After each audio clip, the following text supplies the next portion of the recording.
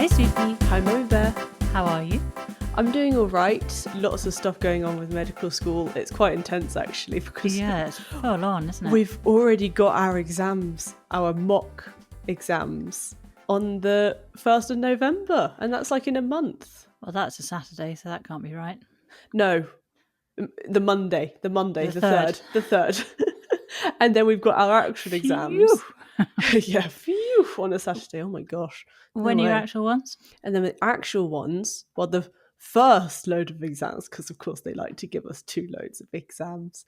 And the first load of exams are then, I think, 17th, 18th of December.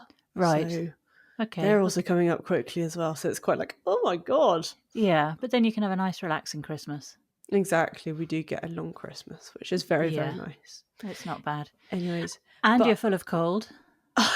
No, I really hope it doesn't put people off my voice, because I know that sometimes someone with a cold, their voice isn't particularly beautiful. Yeah, I mean, it's putting me off, so but let's crack on. So I'm very sorry to anyone listening.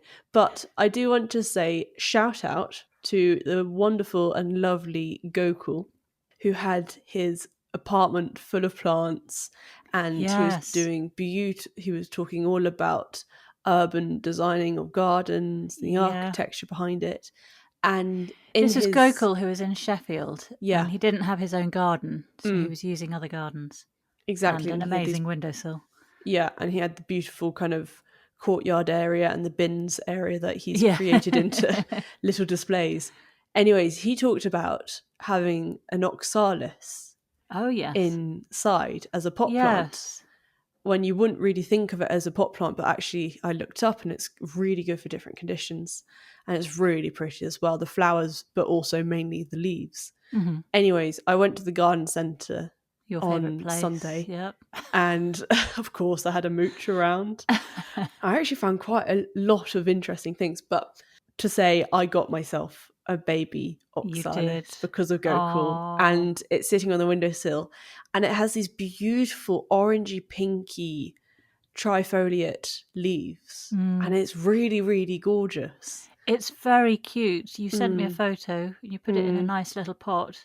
It's But so it cute. was so small in the pot, you had to prop it up with a ramekin, didn't you? I had to put a ramekin underneath? in the pot because it was so, it just kind of disappeared into the Yeah. pot. It's like, oh. But where'd it you go? does look so sweet. What a lovely addition to your windowsill. I really liked it because I've got a lot of green, Mm. and I thought, oh, I really want some flowering plants. And they had, the kind of bedding flowering plants. They had mainly those. And I was like, I don't really feel like a bedding flowering plant in a pot. And then I saw this and I was like, oh, perfect. That's the Absolutely one. perfect. That is the one. So that's Well, the new thanks, family Gokul, member. for that recommendation. The new Yeah. family member. Your The new family. baby. It's new. It's next to Gary, the orchid. You see, you've got all these plants relying on you, Sweet Pea. Exactly. They're all All relying your on me. dependents. So I love them. Welcome to motherhood. And then also, I'm not sure, I've personally never ever heard of these before, but I came across seeds for yin yang beans, Yes. which are black and white. I showed you this These- photo. These are stunning. You They are put stunning. a photo on our shared folder. Yeah. And they look fake, don't they? They They're look amazing. entirely fake. So they mean- are. One half of it is white with a black dot, and the other half is black with a white dot. Yes, it's quite mad how perfect they are. Do look them Yeah. up. Did you I mean, buy appa- any? No, because they were so expensive. Oh, were they? Okay. Yeah. It was like Maybe £5 I'll- for a packet of 4 seeds. Really? Yeah. Crikey. It'd be interesting to know what they look like. I need to look them know. up and see how they grow and what they produce to see Yeah. if it's worth. These could be the magic beans. They could be the magic beans. If you give me some money, I might get them. Okay. But I am broke, so I can do nothing. Spend but it I all can on get your an oxalis. oxalis. Yeah, exactly. I can get an oxalis. It was a baby one, so it was cheap. Anyway, so that's been me at the moment. And Yeah. I think also what's quite funny is that I'm spending my days, because we have all these things where it's like, this person's come into the emergency room. His blood's looking like this. His insides are looking like this. His temperature is looking like this. What can you deduce from all of these things? And then it has A, he's dying. B, he's not dying. C, he's looking a little poorly. It's a bit under the weather. A bit under the weather. And so I'm spending my days talking about illnesses and disease and problems going horribleness. wrong with one's body functions. Yeah. And then I sat down Saturday and watched Gardener's Vault, and it was so chill. Well, it was so quite chill, amazing. largely because Frances was presenting, and she's got such a dreamy way of presenting that I found I was getting really quite sleepy listening to her. In a nice way, as much as it was very relaxing, but also it wasn't the right time to be falling asleep. So I was wondering if she would consider doing some kind of audible book or something like that, or an Insomniacs podcast. So she could just do 20 minutes every night for people who don't sleep well. Not me, though. I don't want to show off too much, but I am rocking the sleep sit. You are, since I've left. I'm really good at sleeping now. I know, it's so funny. I mean, but can you other imagine? people with insomnia, then they can switch that on, listen to her. I mean, and that sounds like I'm being rude about Frances. It's not. It's an absolute it's nothing rude whatsoever. Voice. I mean, also, can you imagine if she meets a really chill guy? They might someday have children. Oh no. Oh no, I meant to do the dad jokes around here. Anyways, that's been me. What have you been up to? Well, I have been wading my way through patty pans. Oh, I've been turning the pumpkins and the squashes. Oh yes. I've gone and chopped off some leaves off all the squash plants. Not all of them, but just any that look ugly. Yes, any that have shriveled and died, any that are a bit floppy, not looking great, and then left the prettier ones. That was my way of identifying which ones should go, which ones should stay. Pretty, not pretty. I've also been collecting dahlias because we have so many dahlias at the moment, and they're all the colours of the rainbow, absolutely gorgeous. You sent me a beautiful photo of the vase of flowers that you did with just all of the different colours of the rainbow, all clashing but all working together at the same time. Yeah, really gorgeous. I love all the clashing colours. I've also been on a little mission to try and capture whatever the enormous thing is that keeps plopping into the pond whenever I come near it. So every morning on my way back from the walk with Hobbs, I creep up to the pond, and I now approach it with my arm aloft with the camera on video on my phone, and I creep towards it, and something big is plopping in, and I'm missing it every time. Oh God, I will capture it one day. I can hear the background Mission Impossible music as you're skidding down the hill or crawling on all fours up the hill with like a GoPro helmet. A GoPro would be a good idea. But I'm not going to buy one just to try and capture this thing. Yeah. We'll just put the trail camera.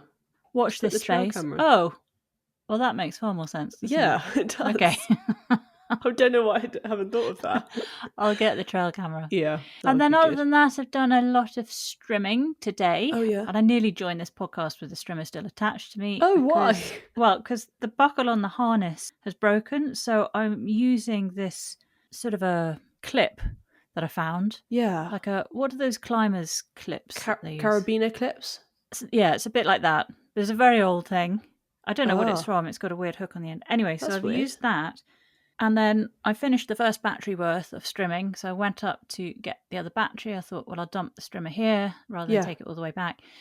And I couldn't get this thing off. And it's too hard to explain, but a piece of metal from the old harness had slipped through this carabiner and had jammed it shut. Oh, no. And I could not get out of it. Oh, no. Absolutely could not get out of it. Oh, that's where you usually have me come. I don't know what you would have been able to do. I was stuck for 45 minutes trying to get this off. I used a hammer.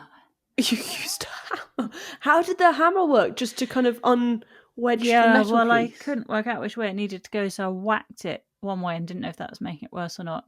Oh, yeah. And then I whacked it the other way, and then I just whacked it a whole load, and then eventually it came undone. Anyway, so I'm out of it, so I am strimmer free. Bravissimo. Thank you. Well done. So it's all go here, Sweet Pea. Yeah, there's a lot happening without me getting slight FOMO. FOMO. Right, well, do we have any housekeeping from last week? I don't think so. I don't think so Did you have anything? Nope. So I guess we've got our No Way News. No Way News You coming need in. to come up with a jingle for that. Oh, I should so come up with a jingle. As if you haven't got enough on your plate.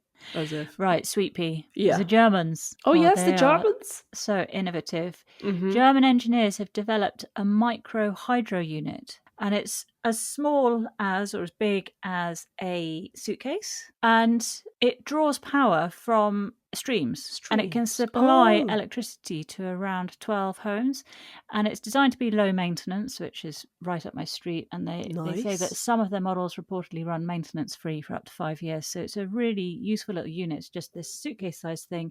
You plonk it down by a river or stream, and it works by harnessing the kinetic energy from the flowing water with little compact turbines. Oh, yeah. And unlike the sort of large hydroelectric dams, they're non-invasive and environmentally friendly. Oh, that's lovely. So they're this ideal way of providing electricity for rural or off-grid communities, and they offer 24/7 stable output. So what you need for a micro hydro system intake, so captures water from the stream or river, a penstock, which is a pipe that carries water to the turbine, then the turbine itself, that converts water flow into rotational energy, then a generator produces electricity from the turbine's movements, and then a control system and battery bank to store and regulate the power output. Very cool. All you need really is a flow rate, so the volume of water available, and then what's called the head, which is the vertical drop or the distance that the water falls. Oh, yeah. But they say that even with just a modest flow, you can still generate hundreds of watts. So it's enough still to power lights and appliances. That's quite incredible. I really, really love that. Well, it got me thinking. We have a chit-chat coming up with somebody who is quite literally in a war zone currently. Oh my gosh. And one of the main issues for people in war zones is air raids and taking out all their power. Blackouts. All the blackouts. And with the winter approaching, how are they going to keep warm? They have a generator, but the fuel for it, of course, is very expensive to run, all the oil. Yeah, very expensive, going up and up and up. So something like this would be ideal, wouldn't it? I mean, when I say, obviously ideal would be sort of an end to all wars and peace to all mankind. Yeah, of course, in the absence would be the ideal. then this would come in pretty handy, wouldn't it? That would be very, very good. Amazing. I think it's incredible when you get engineers coming up with these sorts of things. Well, I'll put a link to that on our website. You can have a look at that, Sweet Pea, in your own time. Thank you. Now, belly buttons. Did you know? To be the dirtiest thing on your body. So dirty that scientists are finding new unknown bacteria. Oh no, that is so awful. Isn't that grim? That's so bad. I try to keep mine pretty clean. Well, that's good. I'm glad you do regular washouts and disinfecting with tea tree oil. Oh, right. Gosh, you go quite far with this. Yes, I do. I look after it. Good girl. You look after your belly button. My gosh. One person was found to have a bacterium previously found only in Japanese soil, a country that he had never ever been to. Doesn't that blow your mind, though? It's its own little ecosystem in there. Belly button coke. What on earth have I created? Where did that come from? That's amazing. Cool. It blows my mind. It's a perfect environment. Stay slightly moist, warm. Okay, happy place. Here's a nicer story. Okay. This isn't new news, but it's just lovely news that you might not be aware of. Yes, that's right. It's no way news. You know how often we see those awful photos of, say, I've seen one where a turtle's shell has been so restricted in growth because of those beer 6-pack rings around its middle. Or, you remember that penguin in Happy Feet? Oh, don't talk to me about Happy Feet. I will cry. Doesn't he have one around his neck, one of the penguins? Yeah. And that makes the others will worship him because they think it's something really amazing. Yeah, there's something like that. It's the saddest film ever. Oh, I wasn't meant to make you sad. This is a nice story. So there's a company called Saltwater Brewery in Delray Beach, Florida, and they've started using edible 6-pack rings. Nice. So they're 100% biodegradable, so they will eventually, once they're in the ocean or wherever, they will eventually break down. Yeah. But they also provide food. So they're made from Earth. barley and wheat ribbons, which are byproducts from the brewing process. Oh. And so they can actually be safely eaten by animals. Oh, brilliant. Well, that's lovely. I'd like to be That's- feeding them at the same time as drinking beer, even if I'm not a drinker of beer. It would be a nice thought, wouldn't it? You're the most unbeer drinking person I know. I know. But this is going to make you want to disgusting. take up drinking beer, isn't it? No, it's not. Because you want to feed the animals. But isn't that nice? It's a win-win, really. It's really lovely. Nice to hear happy Love that. stories, isn't it? So it's not all just belly button bacteria. Yeah. So that's my no way news, sweetie pie. I love What's that. your plant fun fact? Well, I've decided to go with a two-parter. So this week Ooh. and next time we have Gardeners World, Mhm. I'm going to be talking about old wives' tales, Oh, yes. which everybody loves, and I've grown up with so many. And then as I got older, I was like, "Mummy, is this actually?" I haven't told you that Something many, in have you. I? No, but it's just things you hear, obviously, on Yeah. the street, On the street. in the hood, So you're drinking beer and you're on the streets. in the neighborhood. Oh, Anyways, there's one which is all about parsley. Now, you know what my thoughts are on parsley already. It was a plant and a herb that I very much so disliked. Yeah. And But still decided to even- grow huge amounts of it. but decided to grow huge amounts of it because mine actually, unlike many who find it very difficult to germinate, Do or they? did find it very Oh, I can't believe this is being that. told by the old It's been wives' tale. invasive. Mine germinated at great knots, so I had to plant it out. Yeah. I was kind of hoping it would just kind of not germinate and I could go, oh, well, Oh, it's shame. parsley. It's died. Yeah, exactly. Just like my teacher, who was called Miss Parsley. I didn't like her. Oh. She wasn't very friendly to me. Okay. I But don't we wish like her all the parsley, best. But of course, I wish her all the best. But my parsley, I became to love it because it was just great for garlic bread. So that was obviously the thumbs up. Exactly that. But the point is, the old wives' tale is that because it took so long to germinate parsley, it was kind of said to be positively diabolical. First, it was said that a woman of childbearing age must never buy or plant parsley unless she wants to get pregnant. And then also, well, wait, I'm still computing that. How have they connected those dots? Have they put 2 and 2 Do together and not come up ask with me 858? how. But what possibly could that be? Because you're going to attract all the boys to the yard because they just love parsley? No. And then also, virgins who plant it could be expected to be visited by the devil, so they shouldn't get involved. Get involved in planting parsley? I don't know. Or involved with the devil? Yeah. It's not very clear. That's No. what a lot of old wives' tales are like. They're not clear. They leave a lot of spaces. Just A lot of space for non-fiction interpretation. films. Exactly, a lot of space for interpretation. And then, this is where I say downright that the parsley plant has become very sexist. The safest bet was thought to be for men to plant parsley at 3 p.m. on Good Friday, because apparently this is when God is closest, and therefore you won't have the devil coming. Wow. Because That's very specific, isn't it? if this plan was not followed, the devil would make the parsley roots go all the way down to hell and back 9 times before sprouting, which is why it took so long to germinate. And that is what happened with us. You didn't plant it on Good Friday, and those roots went down to hell and back 9 times, which is why it was so difficult to dig up. It's why when it did finally germinate, it took over all the beds. Yes. And it was a nightmare. It was God, that's such a huge pain. So that's where you went wrong, Sweet Pea. That's where I went wrong. Mm-hmm. First of all, I needed to be an hombre, a man. Yeah, Second of all, I needed to be 3 p.m. on Good Friday. Right. Well, we know that for next year. We will find a man on Good Friday, grab him by the collar, pull him over, tell him to plant stuff at 3 p.m. and then send him on his way. So weird, isn't it? Old wives' tales. They're so funny. I mean, the ones that I'm going to tell you next time are very, very funny. I love them. So that's all from your Horticurious books. That's all from my Horticurious RHS. books. Yeah, exactly.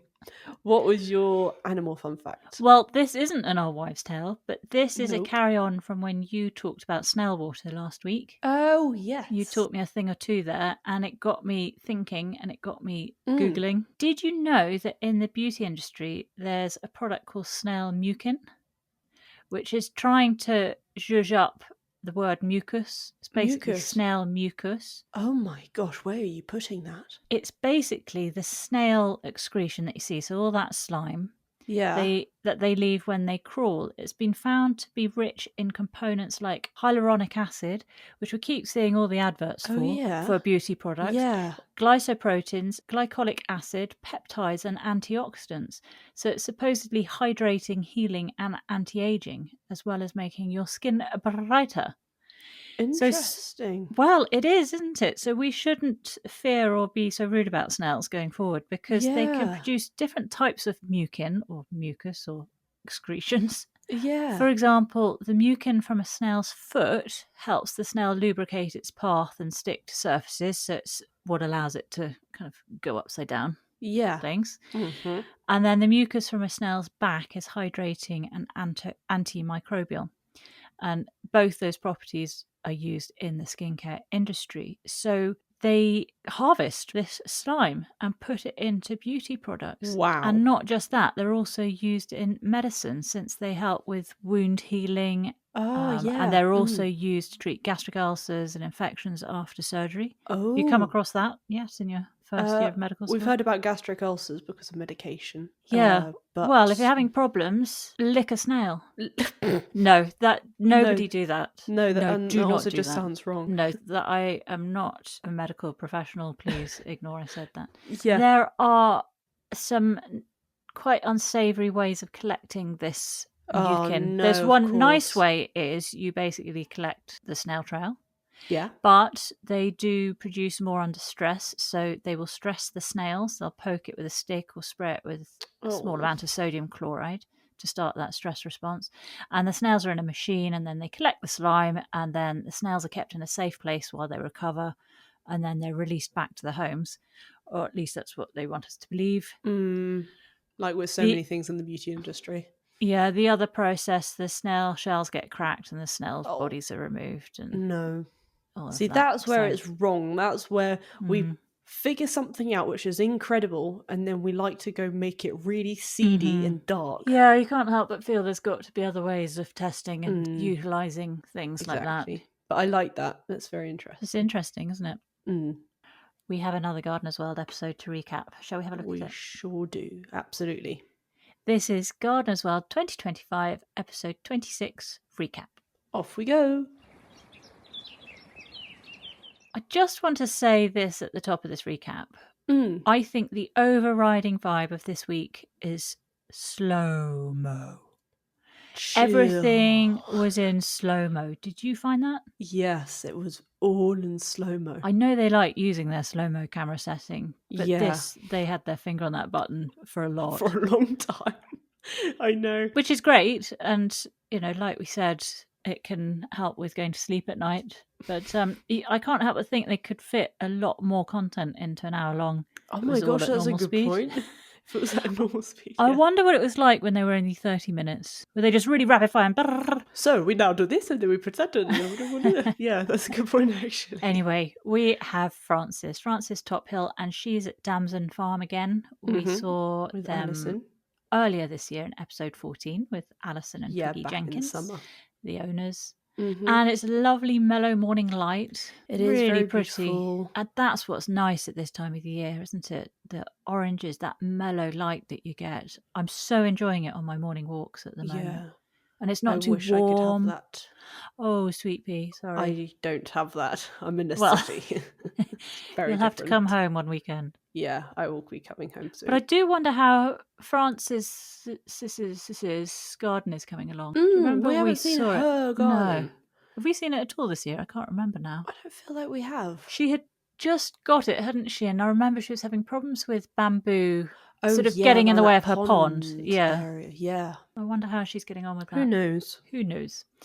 Anyway, Frances is scoffing some of Alison's dahlias, and then they start deadheading them. Yeah, they're the Mexican star dahlia, which apparently is The petals are quite nice for having in salads. Yeah, but not so great for cut flowers. No, apparently. exactly. However, they went to a patch of course, beautiful cut Yes. flower dahlias, which were very, very nice. Mm-hmm. And then Frances went over to a squash patch, which was on composting hay and nettles, because of course they're really hungry plants. And there was Musqué de Provence. There was a blue squash called Oregon Homestead, and also another one called Anna Schwartz Hubbard. Yep, that's it. And then I loved that moment when Frances and Rue walked past, and Twiggy was just kind of lying there with her legs akimbo. Completely on his They're back. all so chilled, aren't they? So Honestly. chilled. Something in the air. There's something in the air. Then we go to the wonderful Ashleigh Whiffin, Curator of Entomology at the National Museum Scotland. Yes. Where they're researching biodiversity. All about kind of developing the areas, more urban areas, and also creating just actual proper meadows for pollinators, get the diversity of insects up. Yeah. And I loved how enthusiastic Ashleigh was about it all, and she's chatting away to camera, and then she, out the corner of her eye, spots a bumblebee in need of her help, so she swoops in with her cape, rescues the bumblebee. I mean, it was just taking a moment to walk across a path, I think, but she was like, oh, better rescue this. The amount of plops times it on a flower. I remember in the summer rescuing bumblebees and then putting them on the lavender, because I just knew that would be a good spot for them to heat up and have something to drink. They do love the lavender. So previously the ground around the building was mowed lawns, and now they don't cut it at all in some of the areas. Yeah, little strips. Yeah, little strips. And they didn't do anything with this. They just literally left it to grow, and it was teeming with life. I know. And the plants in there, they had all sorts. So they had yarrows. Lovely, yeah. They had bird's foot, trefoil, dock, oxeye daisies. And I mean, they had hawkweed as well, ragwort. Yeah. Look, what other ones did they have? Oh yeah, they also had a native Scottish wildflower mix as well, which had knapweed and yellow rattle. That was in another area. So this bit, all those other ones that you read out, was they just literally left it to grow. So they hadn't put in any seeds, which is always reassuring, I think, to hear that. Very reassuring. They also had some wild orchids coming up, didn't they? They did. It did remind me a lot of your meadow patch that you were really happy with. Well, that's why I found it reassuring, because I haven't put any seeds in there yet. No. I just thought I'd let that grow and see what happens. Doing well. But I will put some seeds in, I think, for next season. Yeah. And really, I'm really going to nurture this patch. I love how it looks, and it's created now an area, because we've got these other two banks that we normally have for spring bulbs. One bit's our spring bulb bank, and the other one is then kind of a tulips, we call it a semicircle underneath the tree. And that currently has got all the cyclamen in it, because it's become really quite dark because the tree really umbrellas over it. Oh, lovely. And so I leave those long, and we have some orchids coming up in there, and then I've just been mowing paths like we keep seeing on Gardener's World, and I always like the look of it. Yeah. And it's starting to come together, isn't it? I think it's looking really pretty, because the paths make it look like it hasn't just been neglected. Exactly. You haven't just forgotten about it. Purposely there in that area. Give some definition to it, and then you have this really wild part that has definition to it, but it's really wild and pretty.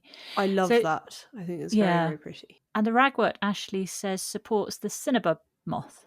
Which is that black and yellow stripy thing. Yeah. Rather lovely. Exactly. And on that, she then gives the statistic that recent studies have shown that in the last 20 years, we've lost 60% of our flying insects. Which is terrifying, isn't it? Yeah. But as Ashleigh says, the place is hooching with red soldier beetles right now. Yeah, absolutely loads of them. Absolutely hooching. Absolutely hooching.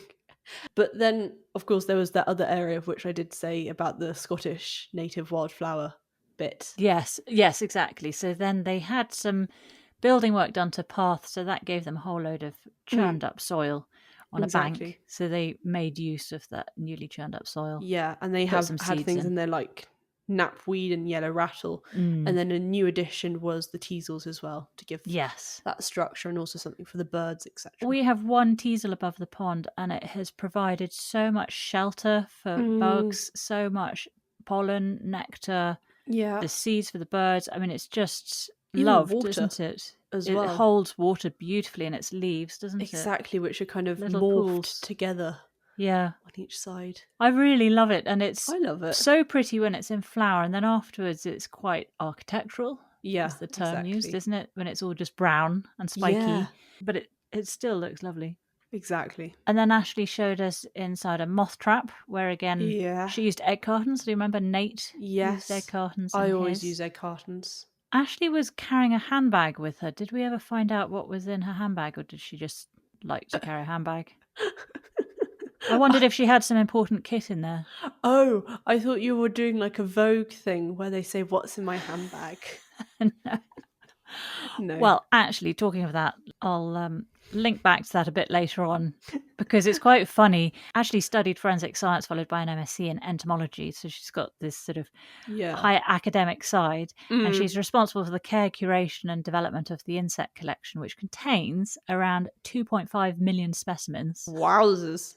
Isn't that amazing? That's And a her lot. specific research interest is focused around carrion ecology, and her specialism is carrion beetles. And this is a group which helps to facilitate the decomposition of vertebrate remains. Oh, very Pretty interesting. cool, isn't it? Very, very cool. But what is funny is you talking about what's in my handbag, a Vogue type thing. Yeah. On social media, there's a hashtag called GRWM. GRWM. I have seen this. Oh, get ready with me. That's it. This Yes. is so funny. Ashleigh is brilliant. So one of the things she's really keen to do is communicate all about insects and the importance of insects and get the layperson interested in it and understanding, being better educated. So those Get Ready With Me videos, they're sort of usually women, but I think men do it as well, who sort of saying things like, hi guys, get ready with me. I'm going to wear these slightly muddy gardening dungarees and this paint stained t-shirt and this jacket I got from the Red Cross charity store. It's available on all UK high streets. And my lovely wellies, which were from Amazon, 20 quid. Last one has a hole in it. Cheapest ones. But anyway, Ashleigh's done it with a butterfly that landed on her hand. And so it's really lovely photography of filming of this butterfly on her hand. And it's kind of grooming itself. It's grooming its antennae and its feet and all these sorts of things. And then this is the monologue that Ashleigh puts on over the top. Next, I like to spend some time cleaning my proboscis. I visit so many flowers. Like with all that nectar, it can get really sticky. Then I'm going to circle back and do just a bit more grooming on my antenna, really working them, making sure that I'm getting into all the little crevices there. I'm going to do my feet too. Probably not going to show you that, but going to do some more antenna, some more feet, and just till I'm feeling my best, And that's the final look. I'm really pleased with how it turned out. I hope you love it too. Thanks for watching. Oh my god, I love the end bit of that's the final look. That is absolutely brilliant. She's nailed that. I really love that. She has completely. I think, she's putting some real fun into it all. I love seeing that kind of thing. That is utterly brilliant. Then we're back with Frances. And this is interesting because she talks about how this week the BBC are celebrating the power of nature with their Wild About Nature Week. Yes. And if you look on the BBC website, they say from Monday the 6th to Sunday the 12th of October and coinciding with World Mental Health Day, Friday the 10th of October, the BBC will be exploring the many ways audiences can reconnect with and reap the benefits of the natural world around them. Yes. And then you've got the BBC's Chief Content Officer, Kate Phillips. She says, I'm really looking forward to seeing all areas of BBC content unite to celebrate our first ever Wild About Nature Week. From morning live to the Archers, there will be something for all our audiences to enjoy across the week-long celebration, and we hope it encourages everyone to get stuck into the nature around them. So riddle me this, BBC. Yes. Why the heckadoodle are you cancelling Gardener's World next week? Oh my gosh, that is such a good point. It's all about nature. So we're laying on a week to appreciate nature. But we're no going to cancel Gardener's World because of the footy. Oh my god. It make sense. It's madness, isn't it? That is madness. You would have thought that surely with the scheduling, they've still got DIY SOS, all those other sort of DIY programs. And then it's always Gardener's World that gets just thrown to one side the minute there's something else going on. It's so rude. It is far more important than DIY. I'm going to Anyway. get so much trashed for that. We're going to get cancelled for Going to dissing get the BBC. cancelled. But seriously, surely they could do something. They've got 2 channels, BBC One, BBC Two. They could chuck one of them onto the other. Good point. It's their Nature Week, Sweet Pea. It's Nature It just Week. makes zero sense to me. Yeah. And I'm having a rant, but it really, it's so at odds with what they're saying. I can see You this. know? This has been bubbling up inside of Yes, you. they're talking the talk, they're not walking the walk, and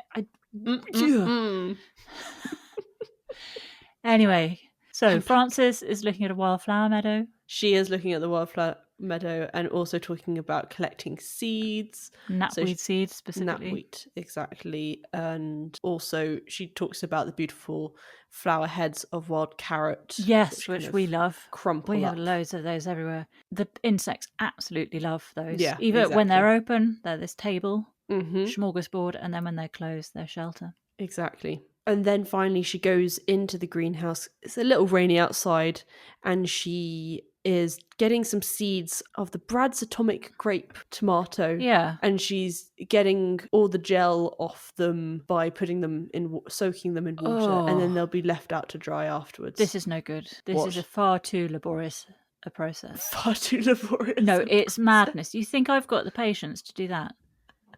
No, but what I not don't by the face, understand, no. so she said don't put it on kitchen roll, or you can put it on kitchen roll, but she tends not to because they stick to it. But I don't know if you remember, because you were quite young, the first year we started growing our veg here. Yeah. I had some tomatoes that I bought at the supermarket and really, really liked them. Yes, and you started So I saving got them. this, I saved some of the seeds and I just put them in kitchen. I didn't do any prep to them. I might have rinsed them, but I don't think I even did that.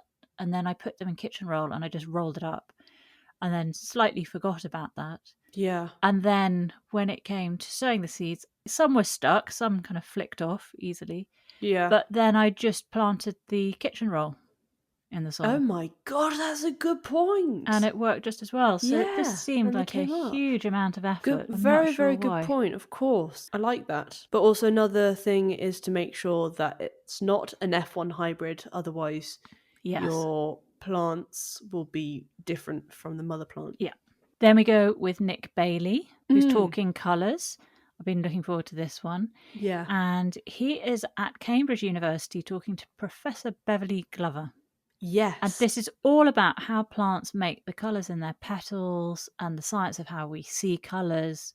And then Nick talks a bit about sunlight or white light being made up of lots of wavelengths of different colours of light, which is why you can put it through a pyramid and separate all the colours of light. Yeah, I think that's something everyone's done in chemistry class. And then Professor Beverley Glover, first up, did she remind you of anybody? She did, but I cannot put my finger on who. In The Office, Holly Flax. Oh my gosh, yes! Michael Scott's love interest. The US version of The Office. Yes, she looks like her. Oh my gosh. Well, she is director at Cambridge Uni Botanical Garden and specialist on how plants make colour. And she says that plants make the range of colours from 2 key pigments. Did you get those? Yeah, the carotenoids and the anthocyanins. That's right. And the carotenoids are the oranges and yellows. Yeah. That's carrot. Exactly. And the anthocyanin gives you the blues, purples, pinks, and reds. Yeah. But the big diversity of colour comes from a much wider range of chemistry that the plants can play with. So you can change, if they change the acidity of the cells, that will change the colour of how the pigment looks. Yeah. Also, if they add metal ions, or they can use temperature, which will change the colours. And so Beverley does a little experiment, doesn't she? Yeah, very, very interesting experiment with red cabbage.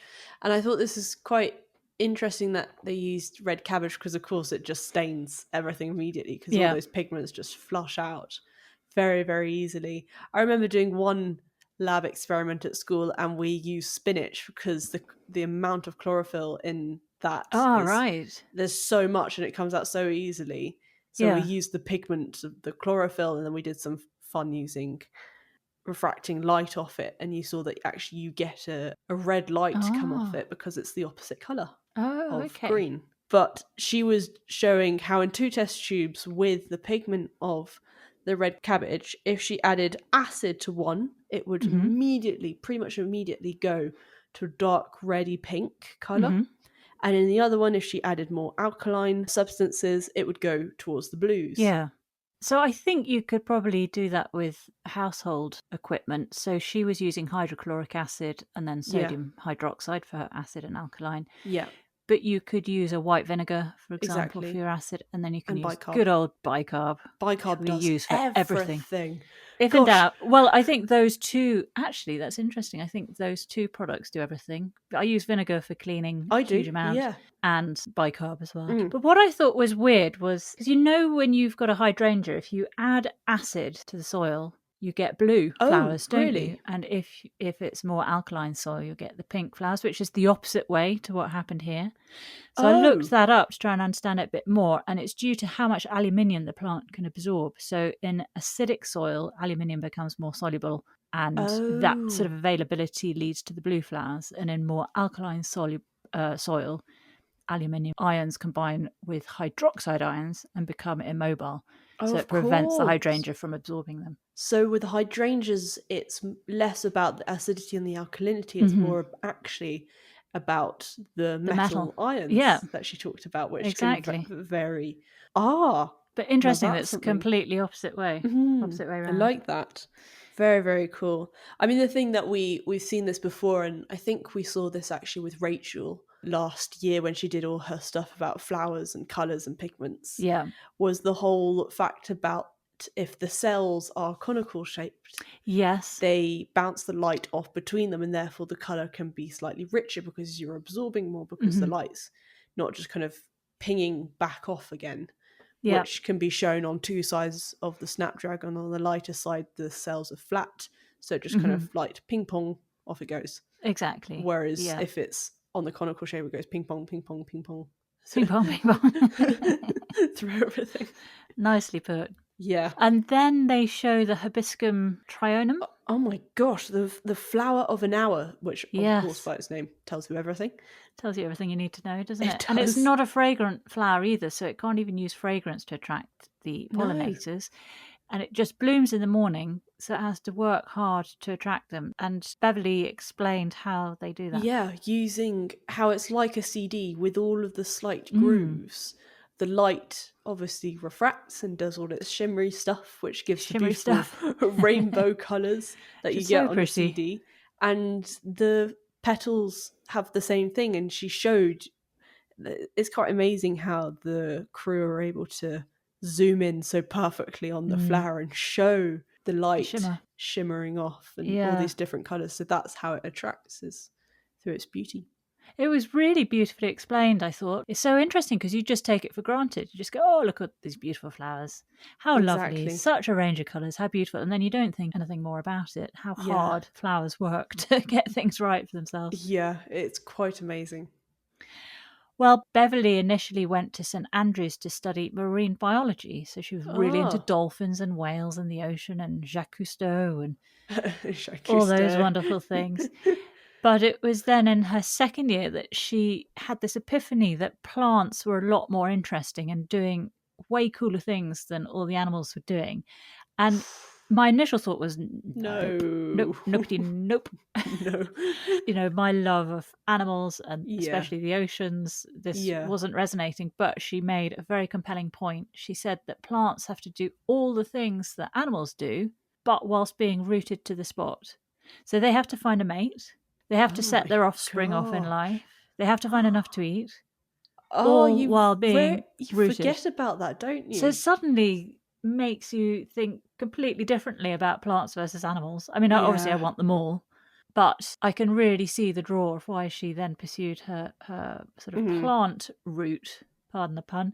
So her research is about the evolution and development of things about flowers that make them interesting to animal pollinators.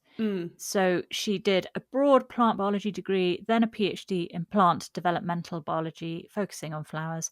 And then she found she wasn't just interested in the development of flowers, but also in how those developmental pathways have evolved and how they've generated that enormous diversity that we know is out there of plants today. Yeah, very, very interesting, actually. Yeah, so now she lectures and studies and writes books. Wow. Then Then we're back with Frances, and she's looking at the beauty of greens. Her She favourite is, being the pelargonium. The pelargonium, yes, the scented leaf pelargonium, the peppermint one.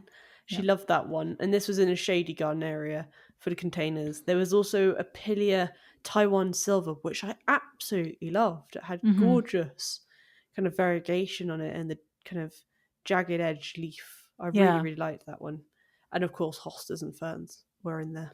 Yeah, and she was doing some pelargonium cuttings. And then just this one point on it, she said that when you take cuttings, you cut just above a node for the health of the mother plant. And then for the health of the cutting, you cut just below a node. Yeah. Then we go to Kent, to the home of Alice, Arlen, Edmund, and pup Rufus. Yes. And they're talking about the garden. They moved in there 3 years ago, and they're talking about this garden that they created. It was originally just a blanket wall of bindweed. I know. It's and literally a blanket when they showed the old photos. It was like, crikey, you really had to tear through all of it. Yeah. But the thing I wanted to know was, why did they have to cut down the tree? Because that was a beautiful tree. Right. Maybe it was rotten and a hazard. I'm not against it being cut down. I just would love to know why it had to be cut down. Because if it didn't need to be cut down, I wonder if it was just kind of because it was so shaded. Because that can be difficult when it's so shady. So maybe that is I don't know. Interesting question. Not one I'd asked myself. So well spotted. No. I did spot the beautiful walls they had, though. I know. Running down very the nice sides walls. of what Edmund described as a long, thin garden, 5 metres wide, 30 metres long. And he broke the long thinness up with windy paths and then oversized beds, and each was punctuated with amelanchias. Exactly. And then the beds were kind of repeated planting of grasses, so Stipa tenuissima, Haconocloa macra, and then there was lavender and Santolina. And then also there were some areas of more edible plants like yellow star courgettes, heirloom tomatoes, and purple beans like the Cos violette. Yes, I mean, they had so much packed into that garden, didn't they? Quite amazing. And then we hear this sad story. Well, it started sad, ended happy. Yeah, exactly. How in 2024, Arlen had a seizure which turned out to be caused by a brain tumour. Yes. And he had a 9-hour surgery. And what really struck me about this story was, I think it was Edmund who said, he was blue lighted to the hospital. And it sounds like this was the NHS just firing on all cylinders, where the problem was diagnosed and then he was immediately taken off and operated on. Yeah. And that tumour then, through all the tests, it turned out he had a very rare and aggressive brain cancer called ATRT. Yeah, never heard of that before. No. So after surgery, Arlen went under 8 months of intensive chemo and proton beam therapy. Yeah. And they all isolated together. So that garden became a real sanctuary and refuge for all of them. And it was something that was just less intense than everything else they were dealing with. Exactly. It's so important to have that space, isn't it? It's so, so important. And I think we're all realising it when... We all realised it when we had COVID, which is why so many started having gardens. So true. And then just getting through life, I think a garden is vital. And the great news is Arlen's now been in remission for almost a year, which is amazing news. Congratulations, Arlen. You're a fighter. Yeah, so nice to hear that. And I think also that it will have helped him having those times in the garden as well. Oh, of course. Through all of it, I think there will... Without a doubt, been, whether that's chemical or just the placebo idea of being out in nature. I think it's all of the above, Sweet Pea. Yeah. I think we've been talking about this kind of thing, the importance of having nature and green around you for your health. That's your physical health and your emotional, mental health. Yeah, absolutely critical. It's absolutely critical. And what I loved was that they've created this little area in the garden for Arlen, and he's got his mud kitchen, which, oh my gosh, most so fun cool. You can have as a kid is having a mud kitchen. The time I would spend creating mud pies. Burgers or mud, who knows what, because mud is so much fun to play with. It's so much fun, of course it is. And what I loved was he had this kitchen set up, and then the planting that they had surrounded it with were all edible plants.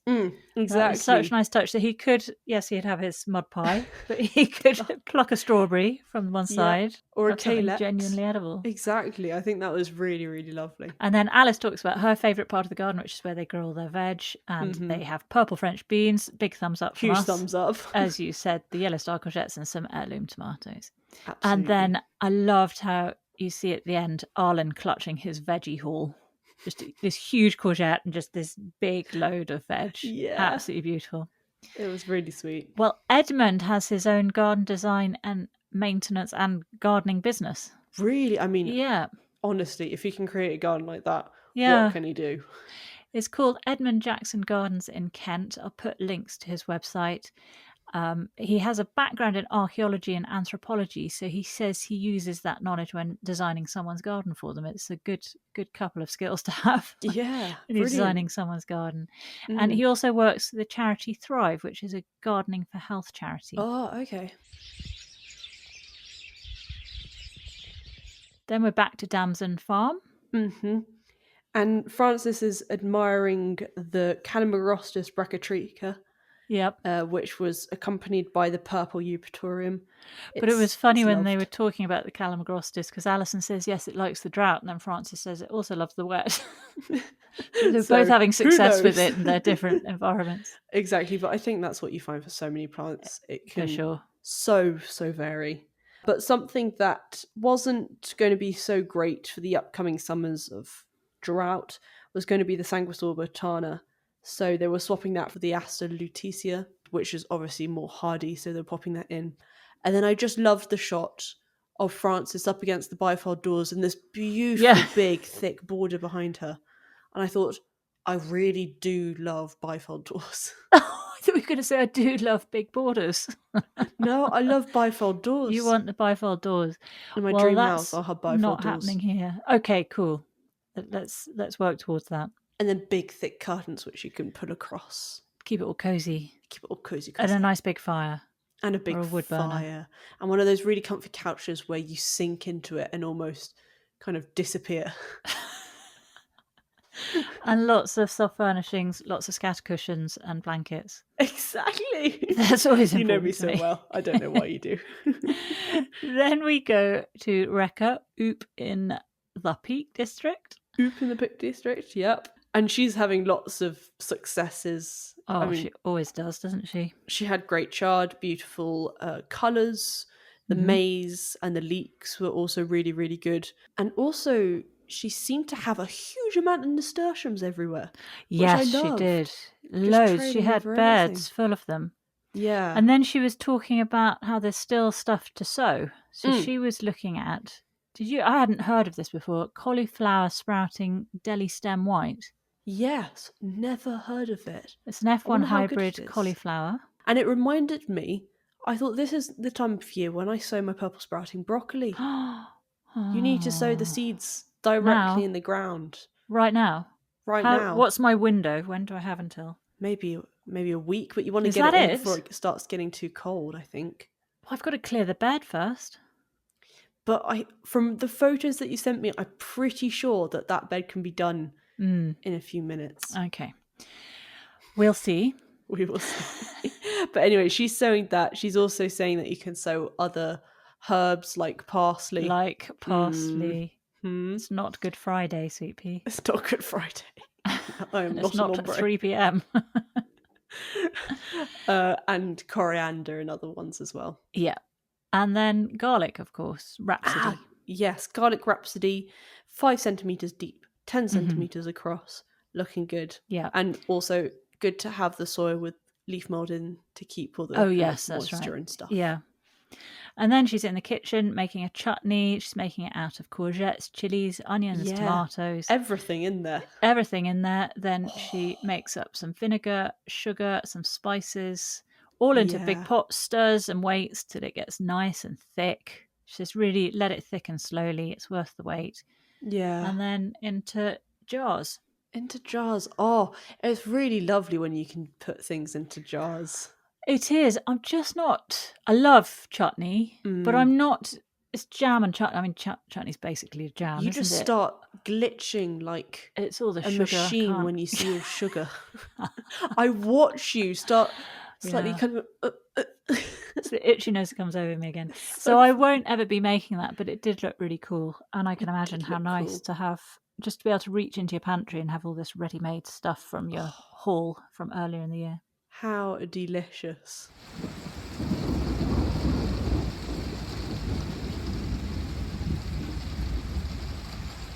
Finally, we're back with Frances, and she's picking a glut of cucamelons. And pickling. Yes. Which is actually something I would be interested in doing because there's less sugar, more vinegar. Is there? It's still there. It's like you can't get away from sugar. I just can't get away from sugar. Too much sugar. So she uses star anise, mustard seeds, dill, then puts all the cucamelon in. And chopped chilli. Yes, chopped chilli. But you can also use shallots, onions, bulb fennel if you don't have the cucamelons. Yeah. Then she pours on vinegar syrup, which is apple cider vinegar and sugar. Heat it up until the sugar dissolves. Yeah. And then you bring it to room temperature and then you pour it over everything else. And then that should last, your cucamelons should last for a good few months after that. Yeah. If you had lots of garlic, you could pickle garlic. Yes, but I still don't want the sugar in it. I absolutely love pickled garlic. First of all, we don't have loads of garlic. No, we don't, but we're learning how to do it. We're realising that would be a great place to get to, storing our garlic. Yeah, exactly. That would be fun. Yeah, and I love pickled garlic. I guess they would put sugar in it. Yeah. That's a shame. That's such a shame. Also, how does it stop you from having a smelly breath, or do you have a smelly breath when having pickled garlic? So that's interesting. I don't think you do have a smelly breath when you have pickled garlic. Oh. Or I've just been blissfully ignorant to my smelly breath and I've been chomping. Meanwhile, people have been falling on the sidewalk next to you. It's like the Red Sea just parting as I walk down the road. Oh my gosh, that's hilarious. So we have jobs for the weekend. Poppy seeds, put them into gravel, sweet pea. California poppies in gravel. Did we know this? I haven't known this. No, I haven't known this actually. This is something we should be doing. Top tip. By we, I mean me. Yeah, you. I should be doing in our gravel bed that we're trying to create on the dining terrace. Because I absolutely love California poppies. Absolutely love them. And I didn't know they would do all right in gravel. There's actually, talking about gravel, there's a gravel bed where there are lots of plants just outside of the apartment block. Oh, yeah. And I could sneakily, my way get some home, seeds in there. Just sprinkle some seeds. Yeah. Do you think they're just going to be pulled out, though? Is it well weeded around there? Oh, it seems pretty well weeded, but I might be. They might realise it's something nice. Or you talk to whoever you need to talk to there. The guy who goes around with a strimmer and a leaf blower. And you say, listen, could I have this patch and just put some seeds in?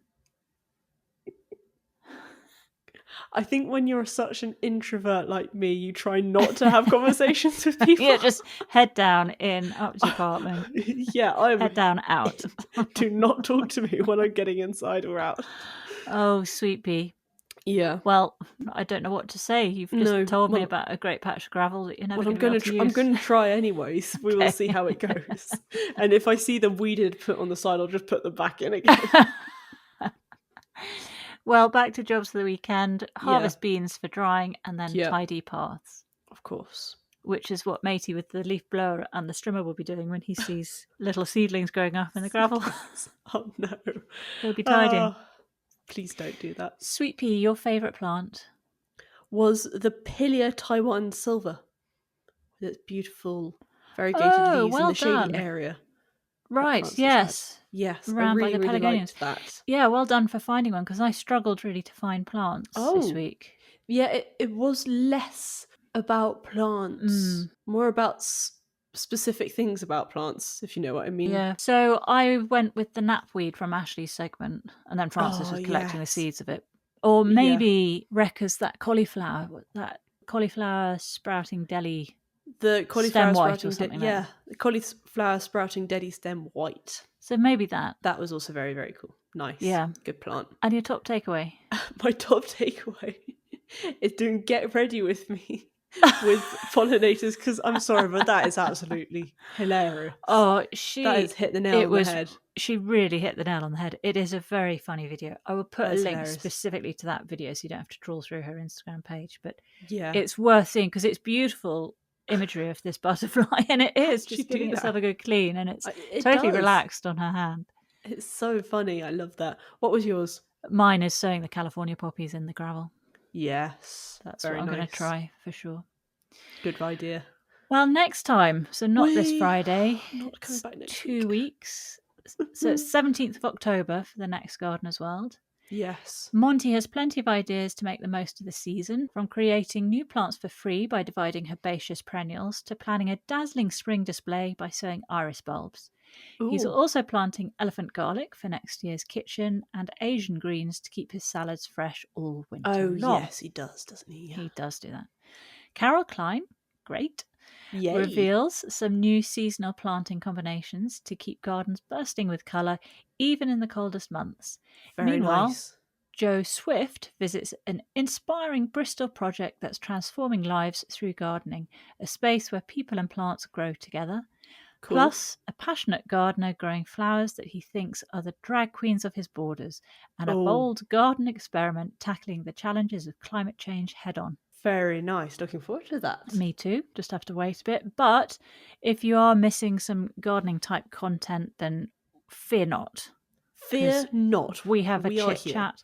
So we've had the first of our new series chit chats last week. That was the absolutely gorgeous Greg Anderton from Leafy Lytham. Love him. And we have another episode coming out next week too. Not going to say who it is. No. I'm not even going to give a clue. Not even going to give... You have to give a clue. You have to be like Taylor Swift with her new album, The Life of a Showgirl, which the songs are actually really good. Okay. Rolling dice. I don't even know who it is with that. If you want to get in touch, here's how. If you have any questions, feedback or comments, you can get in touch with us on our contact page at notjustagarden.co.uk or via our email, which is notjustagarden@outlook.com, or you can even find us on Facebook or Instagram and come visit us there and hit the follow button. And if you enjoyed this episode, it would mean the world if you could post a 5-star review. It really helps our podcast climb up the pile. If you didn't enjoy it, bigger polls from us, and please don't. For more Sweet Pea and Bear content, including videos, blogs, guest garden lists, early access to episodes, podcast outtakes, which are great, and community chats, come join us on our Patreon. You can find a link on our website. Sweet Pea, the sun's gone down and my room's getting very dark. I know, I can't see you. I don't think you can see me, can you? Just a bobbing head. And I can't reach the light switch from here, so... Oh no. Well, that calls for bedtime. That does call for bedtime. Are you off to bed now? Oh my gosh, supper? I am. Okay. I am. Buenas noches. Buenas noches. Well, sleep very well, Sweet Pea. I'll see you next time. You too. Love you, darling. Bye-bye, Sweet Pea. Bye, Mummy Bear.